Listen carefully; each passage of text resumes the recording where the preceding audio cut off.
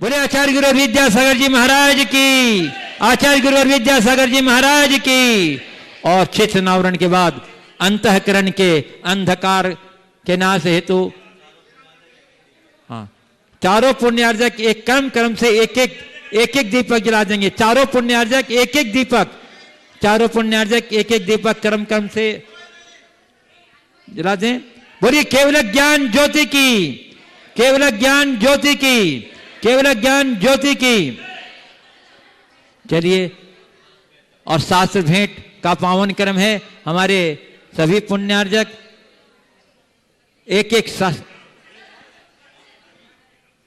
जिनवाणी जग मैया जन्म दुख मिट दे, जिनवाणी जग मैया जन्म दुख मिट दे, जन्म आप लोग कहाँ? अरे भैया यहाँ रहा करो ना तुम लोग।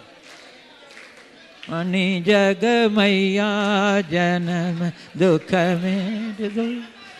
बोली जिनवाणी माता की, जिनवाणी माता की। और अब पावन क्रम है पूज्य गुरुद्वय के पाद प्रक्षालन करके पावन चरण को मस्तक। और आज के पाद प्रक्षालन के इस पावन कार्यक्रम में हमारे Shri NC Jain model town new Delhi जो हमारे गुणायतन के कार्याध्यक्ष हैं वो भी अपनी सहभागिता देंगे। पाद प्रक्षालन काम था। गुरु चरणों की रज पाकर हम हो गए आज निहार, गुरुवर तेरा बड़ा उपकार, गुरुवर तेरा बड़ा उपकार। गुरु चरणों की रज पाकर हम हो गए आज निहाल, गुरुवर तेरा बड़ा उपकार, बड़ा उपकार। बोले परम श्री प्रमाण सागर जी महाराज की, परम श्री विराट सागर जी मुनि महाराज की। हमारे पुण्यार्जकों से अनुरोध है आप कृपया शीघ्रता के साथ अपना स्थान ग्रहण करें। बंधुओं, अत्यंत प्रसन्नता है कि 52 गजा चूलगिरी इसी क्षेत्र पर पूज्य गुरुद्वय का जो चातुर्मास से स्थापित हुआ वह ऐतिहासिक संपन्नता की ओर अग्रसर है। और आगामी कार्यक्रमों के अंतर्गत बंधु आगामी 10, 11 और 12 अगस्त से आगामी ध्यान रखिएगा, आगामी 10, 11 और 12 अगस्त त्रिदिवसीय भावना योग का कार्यक्रम यहाँ भावना शिविर के रूप में आयोजित है, जिसमें पूज्य गुरुदेव के द्वारा भावना योग के विभिन्न कार्यक्रम को संपन्न कराया जाएगा। बहुत ही महत्वपूर्ण कार्यक्रम है अपनी चेतना को पुरस्कृत करने का। और बंधु इसी के साथ आगामी पर्युषण पर्व के उपलक्ष्य में हर साल की तरह इस वर्ष भी श्रावक संस्कार शिविर का यहाँ पावन आयोजन है। 10 दिवसीय शिविर में भी आप भाग ले सकते हैं। और आगामी कार्तिक माह में दिवाली के उपरांत श्री श्री चक्र महामंडल विधान संस्कृत का 52 मंडलों के साथ यहाँ संपन्न होगा। और प्रति मंडल 1,51,000 रुपए की राशि निर्धारित की गई है। आप अपना मन बना लें और शीघ्रता से श्रावक संस्कार शिविर के लिए 3101 रुपए की राशि निर्धारित की गई है। आप अपना रजिस्ट्रेशन अभी से ही करा लें ताकि आपको समुचित व्यवस्था प्रदान की जा सके। और आगामी 10, 11 और 12 अगस्त को भावना योग शिविर का कार्यक्रम यहाँ होने जा रहा है। आप इसमें भी अपनी भागीदारी दे सकते हैं। और इसी के साथ अब हम लोग सभी हाथ जोड़ करके पूज्य गुरुदेव के, चलिए बंधुओं हम लोग हाथ जोड़ के नमोस्तुल्य करेंगे चरणों में। बोलेगा नमोस्तु गुरुदेव, नमोस्तु गुरुदेव, नमोस्तु गुरुदेव। हे गुरुवर, कल से पाद प्रक्षालन का कार्यक्रम प्रवचन के बाद किया करो, इधर लेट होता है। ठीक है, ठीक। चलिए हे गुरुवार अपने मंगलमय पीयूष वाणी से हम लोग को संबोधित करके साथ करें। बोलिए परम श्री प्रमाण सागर जी मुनि महाराज की। सभी लोग अपने दोनों हाथ जोड़ ले। नमो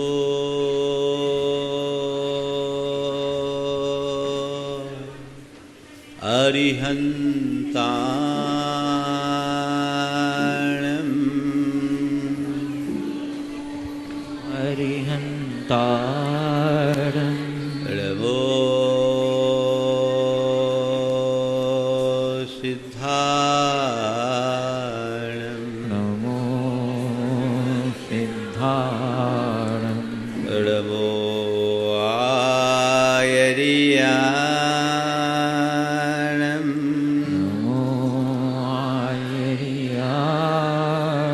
नमो उवज्झायाणम्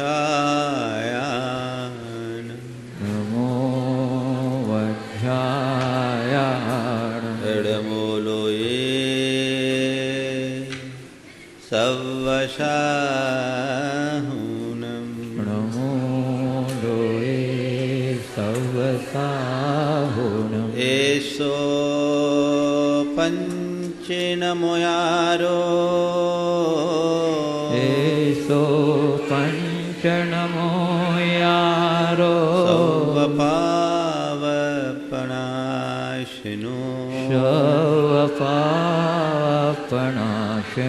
मङ्गलाळं च सवेशिं मङ्गलाळं च सवेशिं परमं होयि मङ्गलम् परमं होयि मङ्गलम्। जय बोलो देवादिदेव 1008 श्री भगवान महावीर स्वामी की जय जय जय। अहिंसा परमो धर्म की जय जय जय। परम पूज्य आचार्य गुरुवर श्री विद्यासागर जी महाराज की जय जय जय। परम पूज्य स्वामी मुनिवर श्री प्रमाण सागर जी मुनि महाराज की जय जय जय। परम पूज्य श्री विराट सागर जी मुनि महाराज की जय जय जय। नमोस्तु गुरु जी। प्रभु भक्ति में लौली आचार्य मानतुंग भगवान की भक्ति करते करते कहते हैं कि प्रभु आपकी संस्तुति से जन्म जन्मांतरों के पाप क्षण में नष्ट हो जाते हैं। आगे चलकर कहते हैं कि महाराज स्तुति तो बहुत दूर की बात, आपके नामस्मरण से ही पाप कटते हैं। और फिर आगे बढ़े तो कहते हैं नामस्मरण भी बहुत आगे की बात है, आपकी छवि के दर्शन, आपके रूप अवलोकन मात्र से पाप कट जाते हैं और वो हम सबके जीवन के उद्धार का एक बहुत बड़ा आधार है। अब आज क्रम है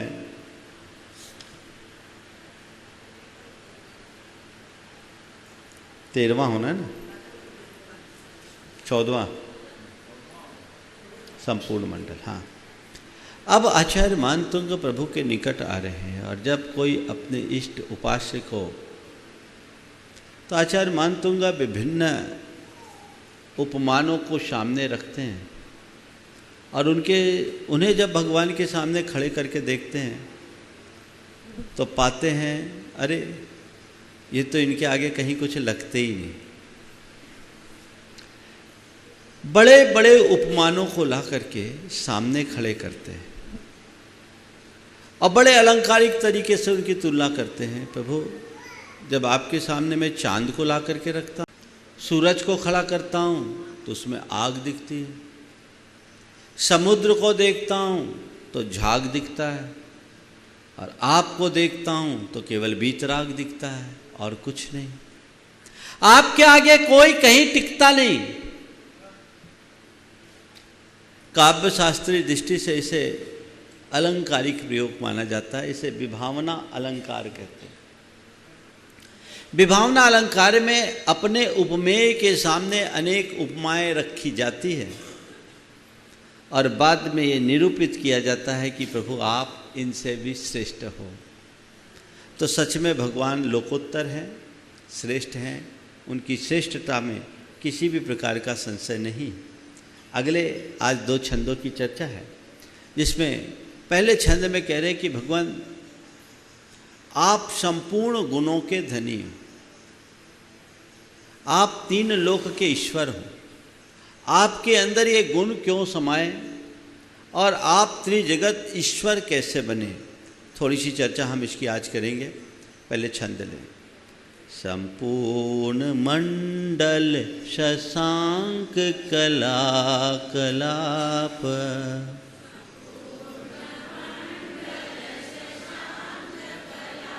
कलाप शुभ्रा गुणास्त्रिभुवनं तव लंघयन्ति,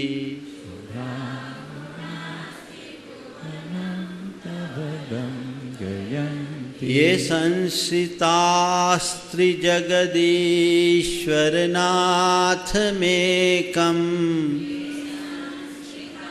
श्रीजगदीश्वरनाथमेकम् कस्तान्निवारयति संचरतो यथेष्टम्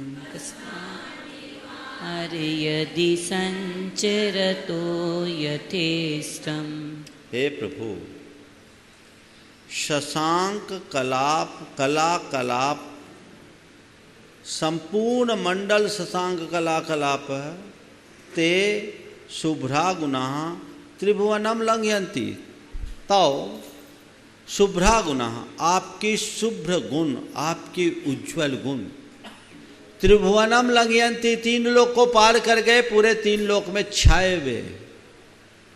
कैसे गुण? संपूर्ण मंडल शशांक कला कलाप, संपूर्ण मंडल पूर्ण मंडल वाले पूर्णिमा के शशांक यानी चंद्रमा के कला कलाप यानी किरणों के समूह जैसे, यानी पूर्णमासी की चंद्रमा की किरणें जैसे पूरे लोक में व्याप्त हो जाती है, वैसे ही आपके गुणों की किरणें तीनों लोक में छाए हैं। चंद्रमा का प्रकाश तो केवल भूतल पर होता है, पर आपके गुणों का प्रसार तीनों लोकों में है, और उन गुणों के प्रसार को कोई रोक नहीं पा रहा है। रोके भी क्यों? ये संस्कृतास्त्र जगदीश्वर नाथमेकम, जो तीन लोक के त्रिजगत अधीश्वर, तीन लोक के अधिपति, तीन लोक के एकमात्र नाथ का जिनने आश्रय ले लिया, यानी जिनने त्रिलोकीनाथ का आश्रय पा लिया। कस्ते निवारयति संचरतो यथेष्टान, दुनिया में कस्तान निवारयति संचरतो यथेष्टान, उनको यथेष्ट विचरण करने में, यथेष्ट संचरता यथेष्ट विचरण करने में कौन निवारयति, कौन निवार सकता, कौन रोक सकता है? किसकी ताकत है जो आपके प्रसार को रोक ले? जगत अधिपति आश्रय में है, उसे कोई रोक नहीं सकता। इस छंद में से कुछ खास बातें हमें समझना है। भगवान भगवान है, वे गुणवान हैं, गुण वैभव उनके पास है, और उस गुण वैभव के कारण उनके गुण सारे लोक में फैल रहे हैं। और क्यों फैल रहे हैं? क्योंकि वो तीन जगत के अधिपति हैं, अधीश्वर हैं। सुरलोक, नरलोक और पाताल लोक सब उनके चरणों में नतमस्तक होता है। सवाल ये है कि भगवान त्रिजगदधीश क्यों बने? क्योंकि उनने तीन लोक को जीत लिया। और तीन लोक को क्यों जीता? क्योंकि खुद को जीता। जिसने स्वयं को जीता वो सबको जीतता है। स्वयं को जीता, अपने मन को जीता, अपनी इच्छाओं को जीता, अपने विकारों को जीता। मनोविजेता जगतो विजेता। जिसने मन को जीत लिया वो जगत को जीत लिया। भगवान ने अपने आप को जीता, अपने विकारों को जीता, अपने मन को जीता। परिणामतः उनके भीतर का गुण वैभव पूरी तरह उद्घाटित हो गया। अब हम कहाँ हैं? हमारा गुण वैभव कहाँ है? आज हमें ये देखना है। भगवान आपके गुण तो सारे लोक में फैल रहे हैं, वो गुण मेरे भीतर विकसित कैसे हो? हमारी कोशिश ये होनी चाहिए। एक है धन वैभव, धनवान बनना, गुणवान बनना, भाग्यवान बनना और भगवान बनना। क्या हुआ? धनवान, गुणवान, भाग्यवान और भगवान। धनवान तो तुम लोग हो कि नहीं हो ना? इसमें कोई संशय नहीं। धनवान तुम बन गए, लेकिन धनवान बनने में कोई बड़ी उपलब्धि नहीं है, ये कोई भी कमा सकता है। धन वैभव तुमने जोड़ लिया, पर वो तुम्हारे जीवन के साथ चलने वाला नहीं है। गुण वैभव की बात सोचो, गुणवान बनने का भाव जगाओ, हमारे अंदर के गुण विकसित किस भांति हो ये प्रयास करो। यदि ऐसा मनोभाव जगता है तो भले मनुष्य धनहीन क्यों ना हो, अगर गुणवान होता है तो गुणी सर्वत्र पूज्यते, सर्वत्र पूजा का पात्र बनता है और हमेशा सुख की अनुभूति करता है। अपने मन को पलट कर देखो कि तुम्हारा धन के प्रति झुकाव ज्यादा है या गुणों के प्रति झुकाव ज्यादा है। अक्सर लोग धन के पीछे तो पागल होते हैं, गुणों के प्रति लोगों का ध्यान बहुत कम रह पाता है। संत कहते हैं धन तो एक दिन छूट जाना है, चक्रवर्ती जैसे वैभवशाली लोगों का वैभव भी यही छूट जाता, वो जड़ है, वो तुम्हारा नहीं है, संयोग से तुम्हें मिला है, आज है कल रहे न रहे कोई भरोसा नहीं। पर गुण तुम्हारी शाश्वत संपत्ति है, जो आज छिपे हुए हैं उसे उद्घाटित करो। गुणवान बनने की कोशिश कीजिए, तब भगवान बनोगे। एक तरफ भगवान है जो गुणवान है, और भगवान गुणवान कब बने? जब धन वैभव को छोड़ा। आज भाग्यवान भी हैं आप सब, हैं कि नहीं? भाग्यवान भी बन गए। भाग्यवान बनना कोई बहुत बड़ी बात नहीं है, हालांकि हर कोई भाग्यवान नहीं होता, पर यहाँ उपस्थित सब भाग्यवान हैं। जिनने भगवान की शरण पाली वे सब भाग्यवान हैं। जिनका भाग्य जगता है उन्हीं के हृदय में भगवान के प्रति श्रद्धा प्रकट होती है।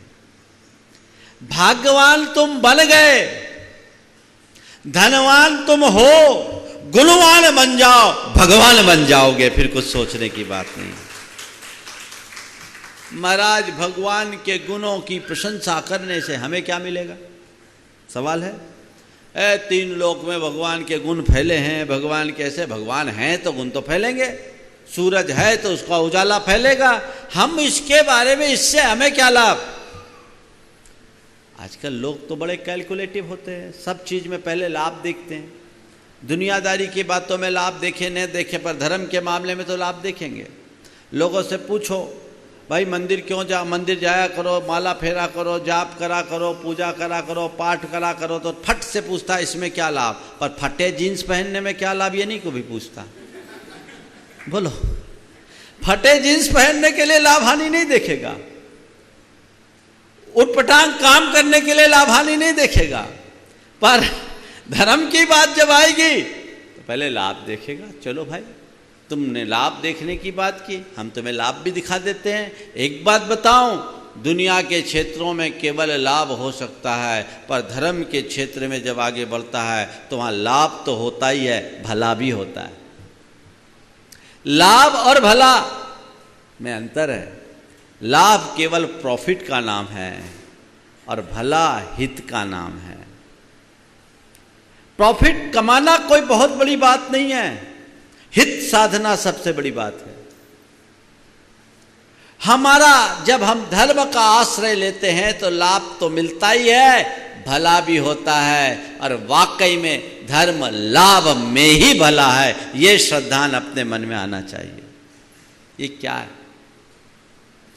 यहां बताए ये संसितास्ति जगदीश्वर नाथ में कम कस्तान निवारयति संचरतो यथेष्टम। जिनने त्रिजगत के नाथ का आश्रय ले लिया उसे दुनिया में कहीं रुकावट नहीं होती। मैं आपसे केवल इतना कहता हूं कि भगवान के गुण भगवान के साथ जुड़े हैं, इसलिए बेरोक टोक वो पूरे लोक में फैले हैं। जिस दिन तुम्हारा चित्त प्रभु के साथ जुड़ जाएगा, तुम्हारी प्रगति को कोई नहीं रोक पाएगा। चित्त जुड़ना चाहिए। अहम प्रश्न है चित्त के जुड़ाव का। जब हम मनोवैज्ञानिकों से बात करते हैं, हमारी भावधारा दो तरीके से नियंत्रित होती है। एक तो हमारे शरीर में रहने वाले अंतःस्रावी ग्रंथियों के स्राव से, और दूसरा हमारे सेल्स में जो इलेक्ट्रोमैग्नेटिक फील्ड होता है उससे, जिसे हम विद्युत धर्मिता कहते हैं। ये सब चीजें हमारी भावधारा से नियंत्रित होती है। जब हमारे चित्त में विशुद्धि की लहर उत्पन्न होती है तो हमारी अंतःस्रावी ग्रंथियों का स्राव अलग तरीके का होने लगता है। हमारे यहाँ अल्फा तरंगे हैं जो हमारे अंदर ज़्यादा प्रवाहित होती है, हमें आनंद और अहोभाव की अनुभूति होती है, जिससे हमारे चित्त में प्रसन्नता तो आती है, हमारे कर्म भी झड़ते हैं, हमारे सोच और स्वभाव में परिवर्तन आता है। जब हम अपने सेल्स पर कमांड देते हैं तो उस कमांड के माध्यम से भी हमारे अंदर अंतर आता है, और वैज्ञानिकों ने ऐसे अनेक प्रयोग किए। एक प्रयोग हुआ बिल्ली और चूहे पर। बिल्ली और चूहे पर प्रयोग हुआ। बिल्ली और चूहे का स्वभाव हम सबको पता है। चूहे को देखते ही बिल्ली कितनी क्रूर हो जाती है। एक लंबे समय तक प्रयोग किया वैज्ञानिकों ने। दोनों के माइंड पर अलग अलग इलेक्ट्रोड लगाए। बिल्ली के माइंड में जो इलेक्ट्रोड लगाया गया वो शांत करने वाला इलेक्ट्रोड था, और चूहे के माइंड में जो इलेक्ट्रोड लगाया वो उसे उत्तेजित करने वाला था। कुछ घंटों तक दोनों के लिए वो इलेक्ट्रोड लगाया गया, और उसके बाद बिल्ली और चूहे दोनों को सामने कर दिया गया। बिल्ली शांत रही और चूहा बिल्ली पर झपटने लगा। ये कोई कल्पित कहानी नहीं बता रहा हूं, ये वैज्ञानिकों के द्वारा प्रयुक्त किए गए प्रयोग की बात कर रहा हूं। तो ये तो यंत्र के द्वारा है। जब हम प्रभु स्तवन भक्ति भावना में जुड़ते हैं तो हमारे अंदर ऐसा परिवर्तन आता है, और वो परिवर्तन हमारे जीवन को परिवर्तित कर डालता है। जब हम भगवान की स्तुति करते हैं, गुणगान करते हैं, तो हमारी भावधारा में ये परिवर्तन आता है, और यही परिवर्तन हमारे कर्म क्षय का कारण बनता है। इसलिए भगवान के गुणों का जिस बहाने अवसर मिले लाभ लो, और हृदय में भगवान को बिठाल दो। क्या भक्ति रखो, हृदय में भगवान स्थापित हो। आप रोज बोलते तौ पादौ मम हृदय, मम हृदयम तौ पदद्वये लीनम, तिष्ठतु जिनेन्द्र तावद यावद निर्वाण संप्राप्ति। तौ पद मेरे ही में मम ही हो, तौ पुनीत चरणों में तबलो लीन रहे प्रभो, जबलो न पाया मोक्ष पद मैंने। आप रोज बोलते हैं भगवान मेरे हृदय में आपके प्रति भक्ति। कैसी भक्ति? आपके चरण मेरे हृदय में स्थान पाले, या मेरा हृदय आपके चरणों में अर्पित हो जाए। यदि ये भावधारा अंदर आ गई तो फिर हमारे गुणों की अभिव्यक्ति में कोई बाधा नहीं है। तो ऐसे भगवान की भक्ति करते हुए आचार्य मानतुंगा और भगवान में गहरे डूब रहे हैं, तो देखते हैं भगवान की दशा बिल्कुल अलग है। सामान्य प्राणियों में और भगवान में बड़ा अंतर है। अगला छंद हम इसी संदर्भ पे देखेंगे। चित्रम किमात्र यदि ते त्रिदशांगनाभिर, चित्रं किमत्र यदि ते त्रिदशांगनाभिर,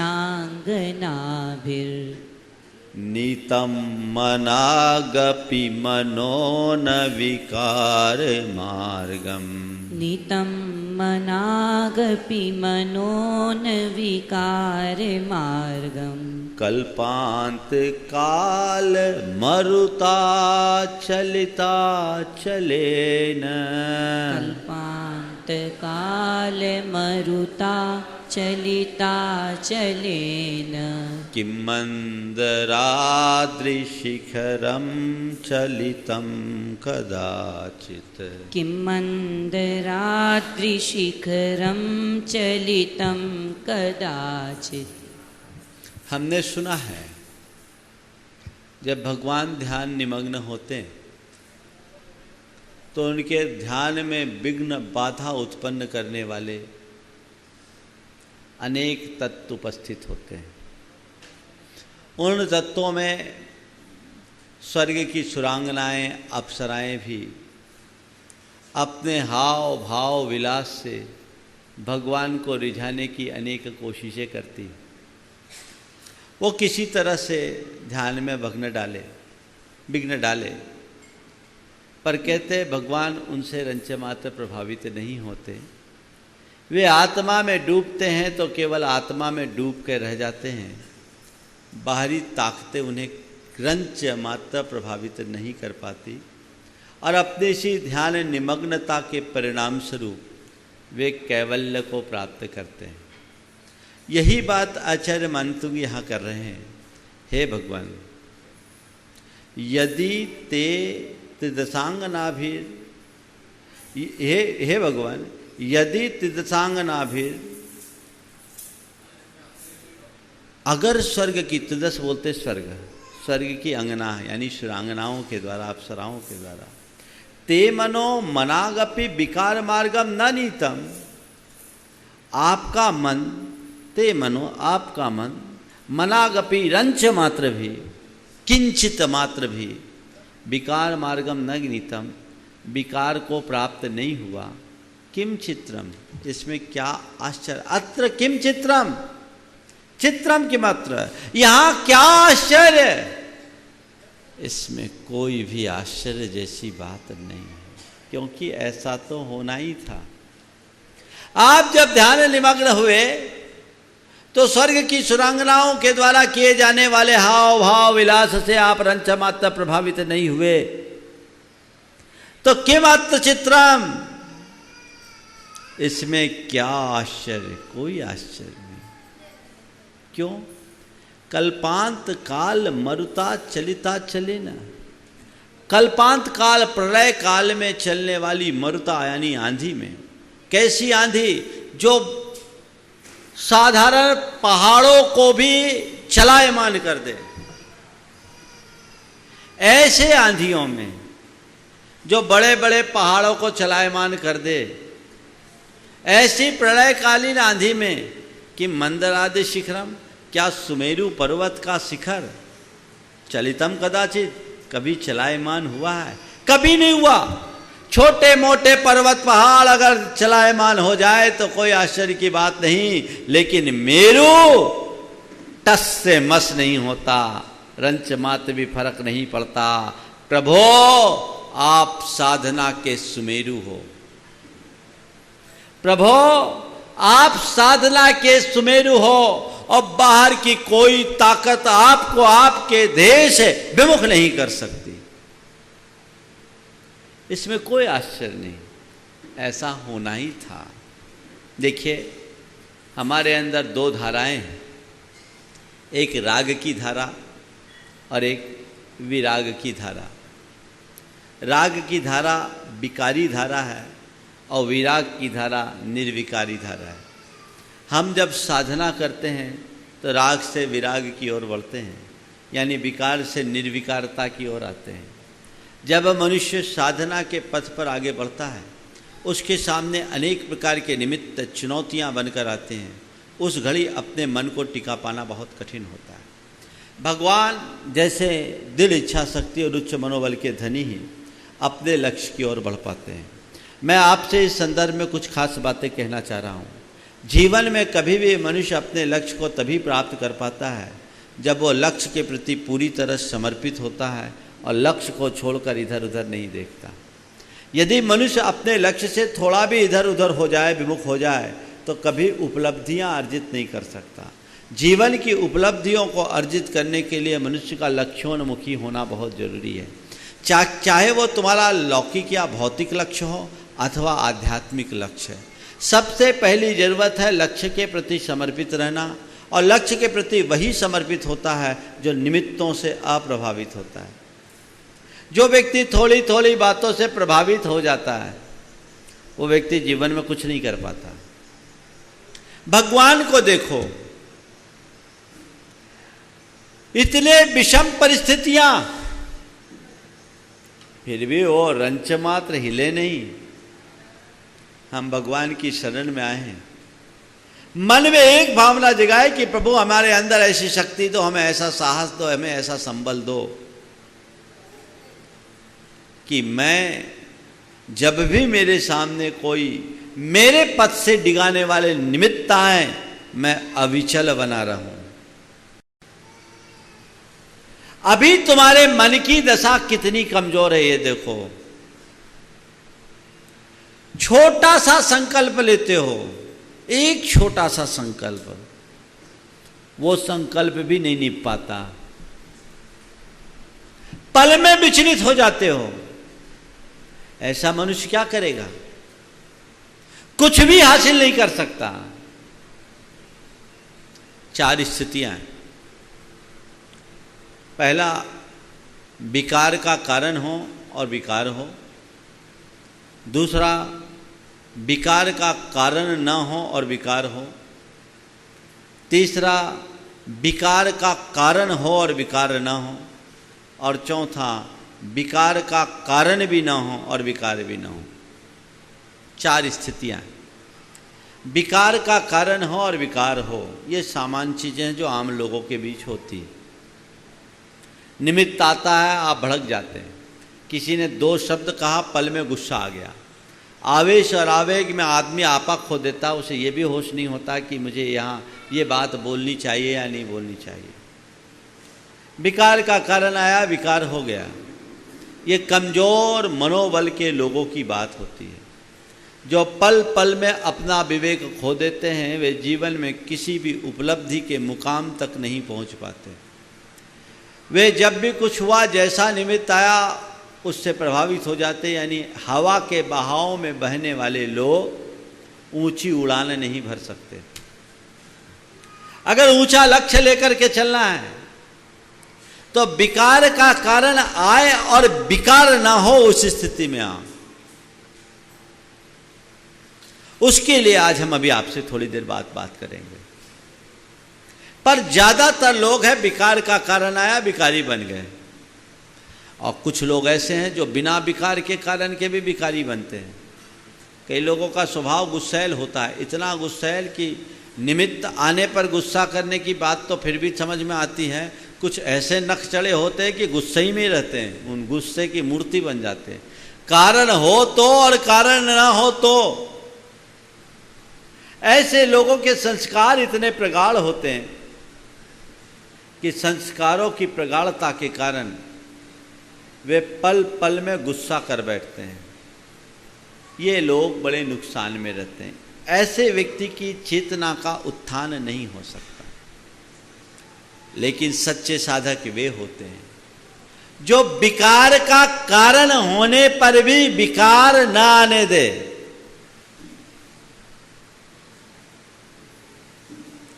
विकार का कारण ना हो और विकार ना आए, कोई दिक्कत नहीं। आप लोगों के साथ ऐसा ही रहता है। अकेले में तो सब शांत और प्रसन्न रहते हैं, कोई कारण नहीं, मजे में आनंद है। लेकिन मजा तब है जब विकार का कारण हो और तुम्हारे अंदर विकार ना आए। जब तक सब तुम्हारे अनुकूल हो और तुम सहज शांत बैठे हो, क्या उपलब्धि? उपलब्धि तो तब है जब तुम्हारे प्रतिकूल कुछ हो और तब भी तुम सहज बने रहो। कठिन है पर असंभव नहीं। कई जगह आपके जीवन में ऐसा घटता है, जब प्रतिकूल होता है, कारण होता है, निमित्त होता है, लेकिन फिर भी आप अपने आप को संभाले रहते हैं। है आपका ऐसा अनुभव? होगा, हर किसी का होगा। एक भी ऐसा व्यक्ति नहीं है जो कभी ऐसी स्थिति, ऐसे दौर से न गुजरा हो जिस समय निमित्त बड़ा आया हो फिर अपने आप को न संभाला हो। रोज तुम्हारे साथ होता है, जो व्यापारी होते हैं दुकान में ग्राहक दिमाग चाटता है, कभी कभी अपशब्द भी बोल देते हैं, मिथ्या आरोप भी लगा देते हैं। आपने किसी चीज का दाम बताया और उसने कह दिया आप तो हमें लूट रहे हो। बोलो सुनते हो? क्या बोलते हो? तुमने हमें लुटेरा बना दिया। गुस्सा करते हो उस पर, चिल्लाते हो, डांट टपट करते हो, या मुस्कुराकर उसे कन्विंस करने की कोशिश करते हो? क्या करते हो? उस समय साधते हैं, नहीं भाई साहब ऐसी बात नहीं है, आपने जो बात की आपको गलतफहमी होगी, हमारी क्वालिटी और उसकी क्वालिटी में बड़ा अंतर है, हमने आपको बिल्कुल जेन्युइन रेट लगाया, आप चिंता मत करें, हम पर भरोसा करें, हमारा माल ले जाएं, हम नहीं लूट रहे, आप जहाँ से बात करके आए ठगे जाओगे, हमारे ऊपर विश्वास कीजिए। कितने प्रेमपूर्ण शब्दों में बोलते हो। क्यों? निमित्त तो बुरा था। अगर तुम्हें कोई लुटेरा बोल दे तो क्या होगा? गुस्सा, उसका मुंह तोड़ दोगे तुरंत, बस चले तो। लेकिन ग्राहक ने लुटेरा बोला और फिर भी तुम सहज बने रहे, क्यों? विकार का कारण तो था, लेकिन फिर भी तुम सहज बने रहे, क्यों? क्योंकि तुम्हारे सामने तुम्हारा हित खड़ा है भैया। ग्राहक से अगर उलझेंगे धंधा चौपट होगा, ग्राहक से उलझेंगे तो धंधा चौपट होगा। इस विवेक के कारण तुम्हारे अंदर जागरूकता रहती है, विकार का कारण आने पर भी तुम विकार नहीं आने देते। मैं केवल इतना कहता हूं, धंधा चौपट ना हो इस चिंता में, दुकान में अपने आप को संभाल लेते हो, जिंदगी चौपट ना हो ये चिंता जगा लो, सारे जीवन संभले रहोगे, सारे जीवन संभल जाओगे। मैं भिखारी बना तो मेरा जीवन चौपट हुआ, ये सोच अपने अंतरंग में विकसित करो। भिखारी बना तो जीवन चौपट हुआ। और बोलो, विकार जिंदगी को चौपट करते हैं कि नहीं करते हैं?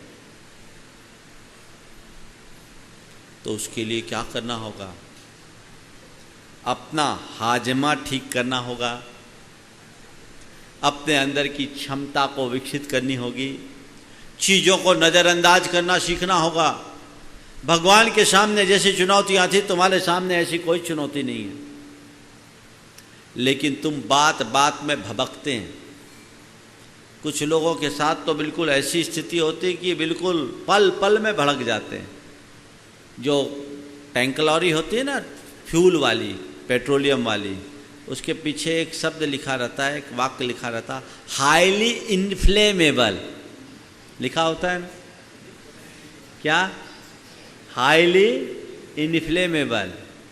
मैं देखता हूं कई लोग भी ऐसे होते हैं जो हाईली इन्फ्लेमेबल होते हैं, बड़े भयानक, बड़े खतरनाक, पल में भड़क जाए। इस छंद को पढ़ते समय अगर हमारे मन में इतनी भी बात आए कि प्रभु आपने तो इतने बड़े बड़े उपसर्गों को सहा, इतनी बड़ी बड़ी चुनौतियों को सहा, आपकी शरण में आने के बाद मुझ में कम से कम इतनी क्षमता आ जाए कि छोटी मोटी बातों को दरकिनार कर सकूं, उन्हें नज़रअंदाज कर सकूं, उन्हें इग्नोर कर सकूं और उन परिस्थितियों में अपने आप को सहज बना के रख सकूं। विकार का कारण आने पर भी मुझे विकारी नहीं बनना है। मन में ये बात बिठाओ। 24 घंटे के झगड़े खत्म हो जाएंगे, झंझटें मिट जाएगी, मन में शांति और प्रसन्नता की बहार आएगी। ये जगाया जा सकता है, पर लोग छोटी छोटी बातों को पकड़ करके बैठ जाते तो कुछ नहीं होता।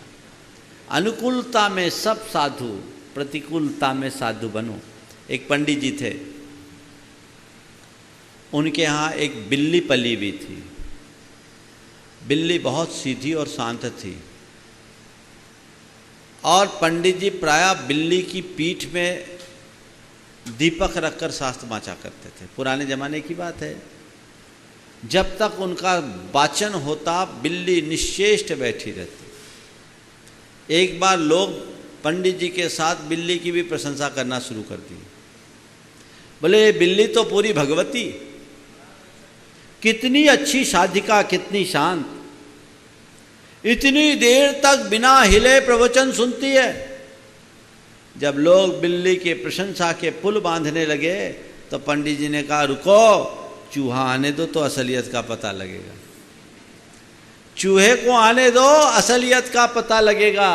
अगले ही क्षण एक चूहा उधर से गुजरा और जैसे ही बिल्ली की दृष्टि चूहे पे पड़ी वो एकदम से झपट पड़ी, बिल्ली की असलियत प्रकट हो गई।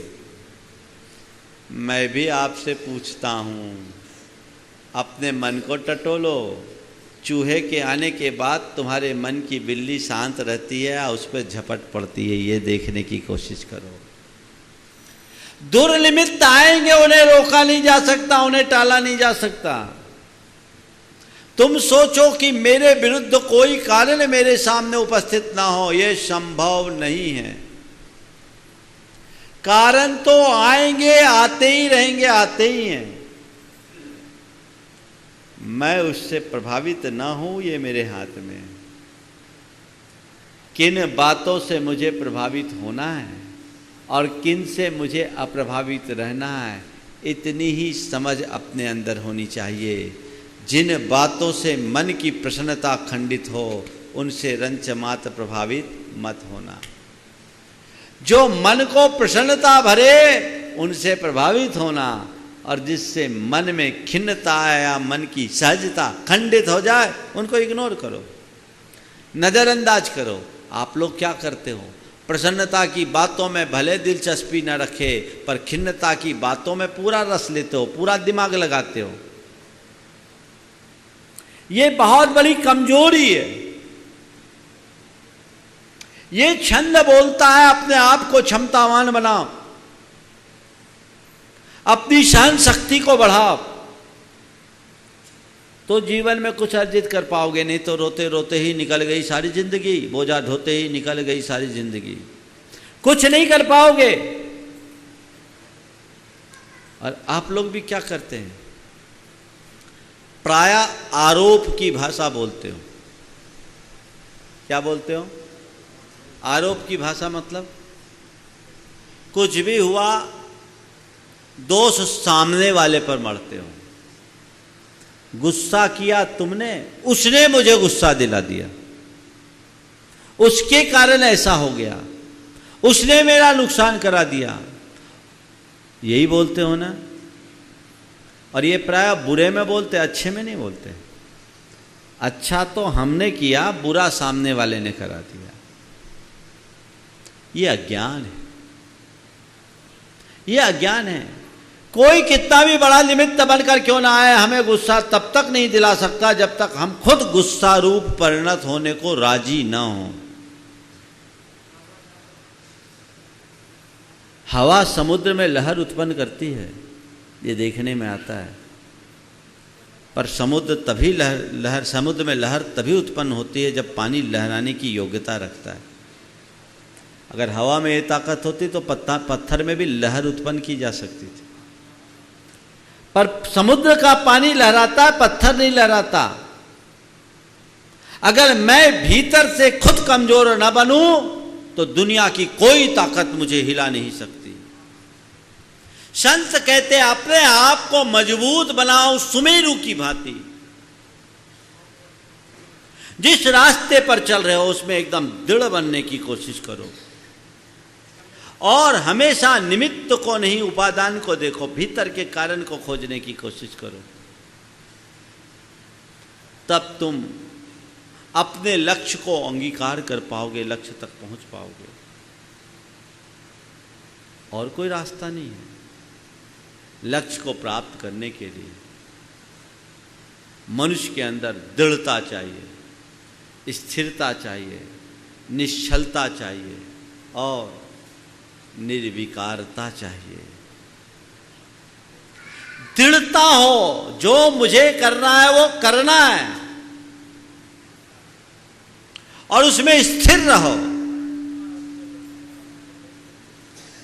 दृढ़ संकल्प लेने के बाद जब मनुष्य अपने संकल्प में स्थिर होता है तब वो कुछ अर्जित कर पाता है और तभी उसके अंदर निश्चलता पनपती है, अंदर का कालुष्य धुलता है। उस निश्चलता के परिणाम स्वरूप वो निर्विकारता को प्राप्त कर पाता है और उसका परिणाम ये होता है कि भगवान जैसी स्थिति निर्मित होने पर भी कोई उनका बाल बांका नहीं कर पाता। अपने अंतरंग में स्थिरता लाओ। आप लोग थोड़ी थोड़ी बातों में अपना उसूल खो देते हो, यह जीवन के लिए अच्छी बात नहीं है। अपने आप को मजबूत बनाए। बंधुओं, ये भी बात समझने की है। प्रारंभिक भूमिका में निमित्तों से अपने आप को दूर रखो। जानबूझकर ऐसे निमित्तों का आश्रय न लो जिससे मन चंचल होता है। हाँ, जो साधना के शिखर पर पहुंच जाते हैं उनका निमित्त कुछ नहीं बिगाड़ सकते। आप कहो महाराज ने आपने अच्छा बता दिया, निमित्त हमारा कुछ नहीं करते, तो अब हम तो चाहे जैसा करें, नहीं, बिगाड़ हो जाएगा। अभी तुम्हारी अपरिपक्व अवस्था है। अपरिपक्व अवस्था में यदि इस तरह के चैलेंज को स्वीकार लोगे तो बड़ा नुकसान करोगे। अभी तो तुम्हें अपनी मर्यादा की सुरक्षा करने के लिए निमित्तों से बचकर चलना होगा। एक गुरु के 2 शिष्य भिक्षाचरी के लिए गए हुए थे। अचानक बारिश तेज हुई और लौटते समय नदी में उफान आ गया। 2 शिष्य थे, एक वृद्ध थे, एक जवान। देखा कि एक युवती पानी में बही जा रही है। जवान शिष्य को तैरना आता था, फौरन पानी में छलांग लगाया और उस लड़की को पार लगा दिया, नदी के किनारे लाया,